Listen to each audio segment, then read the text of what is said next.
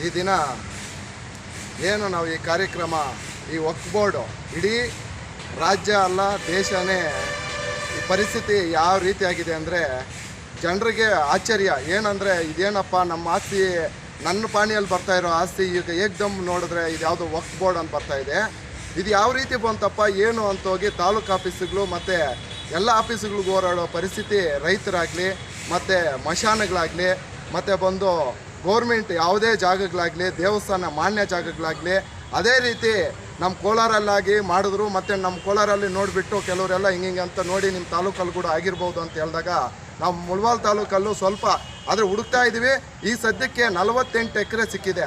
48 ಎಕರೆ ಮುಳಬಾಗಿಲು ನಗರ ಮಾತ್ರ ಮತ್ತು ಸೊನ್ನಾಡಿ 3 ಪಾನಿ ಸಿಕ್ಕಿದೆ. ನಮಗೆ ಆಶ್ಚರ್ಯ, ಇದೇನಪ್ಪ ಇದು, ನಾವು ಇಂಡಿಯಾದಲ್ಲಿದ್ದೀವಿ ಇನ್ನೊಂದು ಜಾಗದಲ್ಲಿದ್ದೀವ?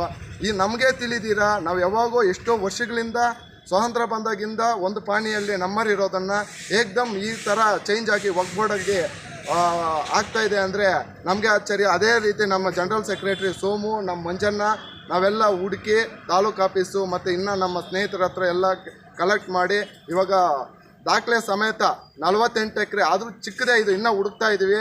ಅದೇ ರೀತಿ ನಮ್ಮ ತಾಲೂಕಲ್ಲಿ ಯಾವುದೇ ಊರುಗಳಲ್ಲಾಗಲಿ, ಪಂಚಾಯತಿಯಾಗಲಾಗಲಿ, ಹೋಬ್ಳಿಯಲ್ಲಾಗಲಿ ಯಾರಿಗಾದರೂ ಫಸ್ಟು ನೀವು ಹೋಗಿ ನೋಡಬೇಕಾಗಿರೋದು ಇವಾಗ ಏನಂದರೆ ನಿಮ್ಮ ಜಾಗ ಆಸ್ತಿ ಇದು ನಂದ, ಬೇರೆಯವ್ರು ಯಾರಾದರೂ ಬಂದು ಅಕ್ವೈರಿ ಮಾಡ್ಕೊಂಡಿದ್ದಾರೆ, ಒಕ್ಕಂತ ಏನಾದರೂ ಬರ್ತಾ ಇದೆಯಾ ಅಂತೇಳಿ ಇವಾಗ ಬೇಗ ಹೋಗಿ ಅದನ್ನು ನೋಡಿ, ಹಂಗೇನಾದರೂ ನಿಮ್ಗೆ ಅನಿಸಿ ವಕ್ಫ್ ಬೋರ್ಡ್ ಅಂತ ಏನಾದರೂ ಬಂದಿದ್ದರೆ ಚೆಕ್ ಅಂತ ಮುಳಬಾಗಲ್ ತಾಲೂಕು BJP ಗ್ರಾಮಾಂತರ ಅಧ್ಯಕ್ಷ ನಾನು ಸುರೇಶು ನನ್ನ ಹತ್ರ ಬನ್ನಿ. ಅದ್ರ ಪ್ರಕಾರ ನಮ್ಮ ಮುನ್ಸೋಮಣ್ಣ ಆಲ್ರೆಡಿ ನಮಗೆ ಮೀಟಿಂಗ್ ಕೂಡ ತಗೊಂಡಿದ್ದಾರೆ.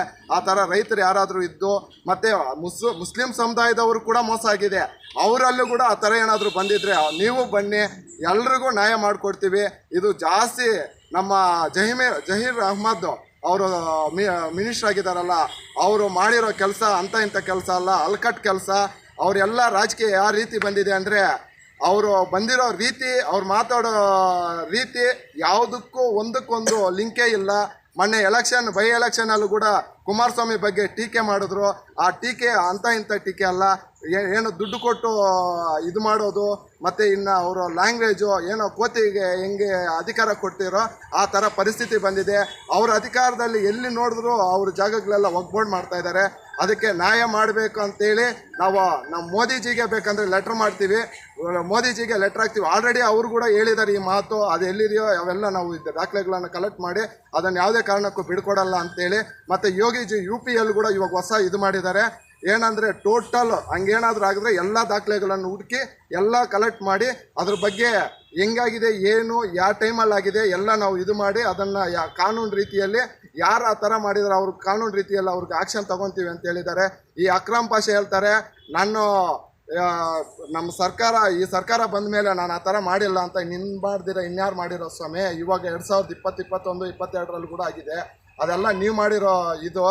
ಮತ್ತು ಇನ್ನೊಂದು ವಿಷಯ ಹೇಳ್ತೀನಿ, ನಮ್ಮ ಅಕ್ರಮ್ ಪಾಷಾ ಇಲ್ಲಿಗೆ ಬಂದ ಮೇಲೆ ಸಮಸ್ಯೆಗಳು ಒಂದಲ್ಲ ಎರಡಲ್ಲ, ಬಡವ್ರಿಗಾದರೂ ನಿಜವಾಗ್ಲೂ ಹೇಳ್ತಾ ಇದ್ದೀನಿ ಜಾಸ್ತಿ ಸಮಸ್ಯೆಗಳು ಸೃಷ್ಟಿ ಆಗ್ತಾ ಇದೆ.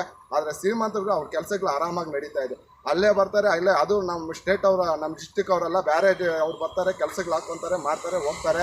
ಅದೇ ರೀತಿ ನಮ್ಮ ತಾಲೂಕು ಆಫೀಸುಗಳು ಕೂಡ ಜಾಸ್ತಿ ಹದ್ಗೊಟ್ಟೋಗಿದೆ. ಯಾವ ರೀತಿ ಹದ್ಗೊಟ್ಟೋಗಿದೆ ಅಂದರೆ 1.5 ವರ್ಷದಿಂದ ಒಂದು ಕೆಲಸಕ್ಕಂತ ಹೋಗಿ ಅಲ್ಲೇನಾದರೂ ಒಂದು ಡಾಕ್ಯುಮೆಂಟ್ ಹೋದರೆ ಅದು ಆಗ್ತಾನೆ ಇಲ್ಲ.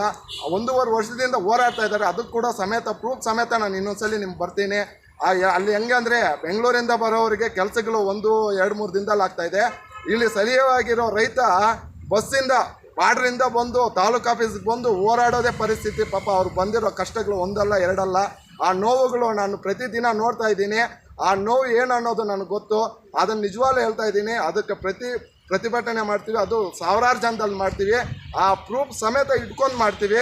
ಅದನ್ನು ಇನ್ನೊಂದು ಮಾಡ್ತೀನಿ ಅಂತೇಳಿ ಇನ್ನೊಂದು ವಿಷಯ ಹೇಳ್ತಾ ಇದ್ದೀನಿ. ಹಂಗೇನಾದರೂ ನೀವು ವಕ್ಫ್ ಬೋರ್ಡ್ ಪಾನಿಗಳು ಫಸ್ಟು ನಮ್ಮ ರೈತರು ತಿಳಿಸೋದು, ಮತ್ತು ಆಸ್ತಿಗಳು ತಿಳಿಸೋದು, ಮತ್ತು ಸೈಟ್ಗಳು ತಿಳಿಸೋದು.